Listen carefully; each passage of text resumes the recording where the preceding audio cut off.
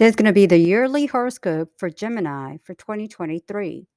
You can expect a lot's going to be going on here and some changes with planets shifting into new signs and houses. So let's get started. So, as you begin the new year, Mars will be in your own sign and house. Now, you have been experiencing a Mars retrograde that had begun from October 10th, 2022 through November 14th, 2022. So now Mars has gone direct. But because of that retrograde cycle, it has extended Mars in your own sign all the way till the end of March. So just expect that the energy most likely has been very active. It might have even created a time for you to be more mobile and maybe even taking on more projects, maybe even greater work opportunities. So Jupiter will be in your 11th house of friendships, groups, or organizations all the way through through May 16th.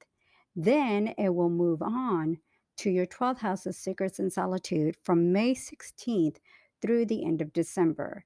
So, this is actually going to be a time where you're going to focus on your health and well being. This could actually even be a time to exercise, take on more health supplements, maybe look over your weight, maybe start going to the doctor. This is actually going to be a time where this could finally help you to get more healthier. And whether, like I said, it's going to the doctor, taking care of any ailments or illnesses that maybe you have been neglecting. This is also a time maybe to go to therapy or counseling or to, focus on what you need to take care of your emotional and mental health or state. Now, Saturn will be in your ninth house all the way through March 7th before moving on to your career house starting from March 8th all the way through the end of the year and into 2024. So, when you have Saturn in your career house, this could bring about 2 years of opportunities to advance, get a promotion, advancement, maybe even start a business venture. So the next 2 weeks is going to be a time where you start taking even a more serious path on your career. And this could be, like I said, maybe management, promotions, maybe starting a business venture, starting to even take on more tasks and projects that might be a little tedious, but it might easily bring about more money and more financial stability and security for the long term. Now, Uranus will be in your 12th house all year alongside with Jupiter. Neptune is also in your career house, which obviously will be there with Saturn. Now, Pluto will be in your eighth house of joint resources, taxes, credit cards, and loans all the way to March 24th. Then, from March 25th through June 12th, it will move into your ninth house of long distance trips, foreign people, and places. Now, we are going to have a Pluto retrograde, which will eventually bring it back into your eighth house from June 12th through the end of the year. So that could easily bring about a time where you might be dealing with some issues relating with finances. Now, if you've been going through like a divorce, a separation, this could easily make sense that you might have some obligations to take care of. Many times I've seen when Pluto's in the eighth house, it could relate to dealing with any legal issues. Like I said, like when you're going through divorce, a settlement, an inheritance. So the ninth house is also dealing with the courts.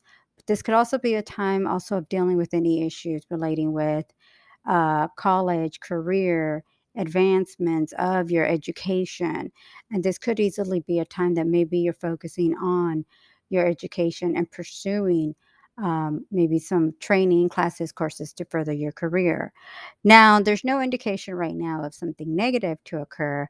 It's just that there's a shift and things are going to be shifting slowly. Then eventually Pluto will enter your ninth house and will stay there for 14, 15, 16 years from 2024 onward. So this is actually going to be quite a significant time of changes for you. And this can actually bring about like I said, pursuing new ventures, new opportunities that could relate to taking, like I said, classes or courses. Now, another big thing that's going to be going on is that Venus will be retrograding this year. So for you, Venus will retrograde in your third house of short trips, communication, siblings, and neighbors. Now, Venus will enter your third house from June 6th through October 9th, but the retrograde will be from July 23rd through September 4th. So during that time, there may be issues with a partner or a lover, maybe some financial obligations. This could relate to a vehicle, a computer, having issues, connecting with someone. This could easily bring about a breakup, maybe a separation. But one thing to remember is that a Venus doesn't cause or is not the creator behind a breakup, separation, divorce. The issues would have already been occurring way before a Venus retrograde hits. The Venus retrograde is just heightening everything for something to occur, like a breakup, a divorce, and so forth. So maybe this might be a great time to fix any issues or problems so that if there is any problems, maybe they could be resolved. So when the Venus retrograde hits, it's just helping to kind of move things forward. But also remember that Venus does relate with finances, and this could be a time of any kind of financial obligations. The third house relates with transportation and communication. So there could be issues with vehicles, computers, um, sending messages to others. Now, I do have a Venus retrograde article on my website. If you do choose to read it, I would suggest to read it. Maybe this can help you to just kind of be prepared and be ready so that if you do come about that time and you do run into issues, you're more well prepared for it than to be surprised if anything comes at you, or that you take care of the issues way before a Venus retrograde hits so that you kind of, handle everything much more smoothly and easily for you, and you're not surprised at the end. Now, you will be having 4 eclipses for 2023.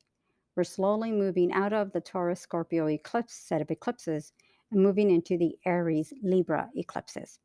So, on April 20th, you're going to have an Aries new moon solar eclipse in your 11th house of friendships, groups, and organizations. So, every eclipse, the effects last 6 months. So, the next 6 months will bring a time of social events, connections. This could also be a time of surrounding yourself with different groups, organizations, different friends, meeting new people, building new connections, whether it's related with your career, finances, maybe building a clientele. But it's definitely going to be a very, very social time for you. Then on May 5th, you're going to have a full moon lunar eclipse in your sixth house of work, service, and health. So you can expect to notice an increase of tedious tasks and projects, more work opportunities, and that will last 6 months. This could easily bring you more money, more stability, more security, especially through bonuses, commissions, sales, and also easily more work opportunities. Venus and Jupiter really, really connect well with this eclipse. So this can easily be a very financial beneficial eclipse for you. On October 14th, you will have a new moon solar eclipse in your fifth house of love, children, and creative projects. And this is a great time to meet someone new, find love, fall in love. This could also be a time of spending time with children, maybe you hear of news of a baby on the way, but this is actually going to be a very great positive social time for you. Maybe you find yourself going to more music events, movies, theaters, concerts. It's a very great time to get out, meet new people. So, with the eclipses of Aries and Libra, like I said, they're very social signs, social eclipses. Maybe this is a new change for you and a new opportunity of getting out and exploring new places, new people, meeting new people, maybe getting involved in sports or hobbies or getting into a new sport or hobby. So, the final eclipse of the year will be a full moon lunar eclipse on October 28th, and this will be in your 12th house of secrets and solitude. So this is actually going to be a time where you may just find yourself kind of cutting back on fatty foods and sweets, exercising.